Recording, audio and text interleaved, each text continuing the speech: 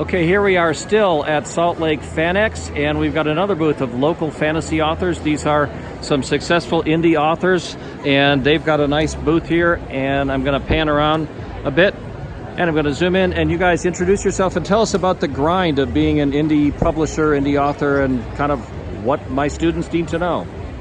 So, being an indie author, I'm Christine Haggerty, also Christine Nielsen. I've published under both my married and maiden name. So I write. You're in the witness protection program, yes. So you have to change it. Okay, that got would it. be fantastic, by the way, if they're looking for volunteers. Yes.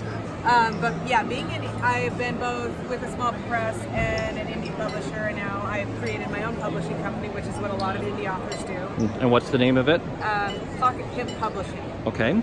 LLC in Utah. So the job description is you basically end up either doing all of the jobs that a large press would collect for you or pay for you or vet for you.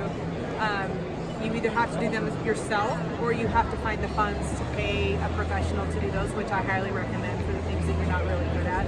But you do from the ground up. Like, we own these tables, we own the stands, we have to do the books. Like this banner, you got that banner and you carry it around with you. It's not just the banner, but it's the poles that the banner's on. It's the zip ties that the banner's held Wow. up with. It's the shelf behind us that we have to take, construct and then take down and haul here, pull up to the docks, do our own heavy lifting, set out the books, come up with our own display, and then we have to man the booth the whole time.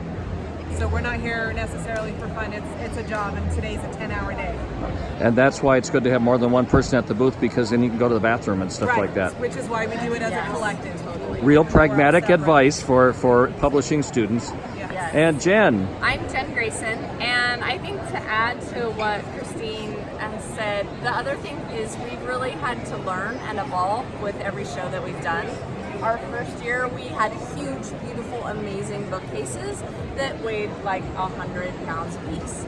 And so we got to figure out what that's like to schlep that from the dock, get them in our trucks, get them here, have to tear them down after the end of a 4-day show and take them home, which is why now we have wire ones that come down. They're easier, they're smaller, they're easier to carry. But it's a financial evolution as well as publishing evolution.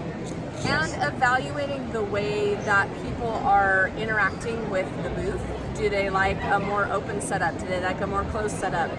And gauging who they are when they come in. I worked in a bookstore for 5 years, and sometimes people want to be left alone. Sometimes they want to engage with you, and sometimes it's easier if you have a person outside the booth.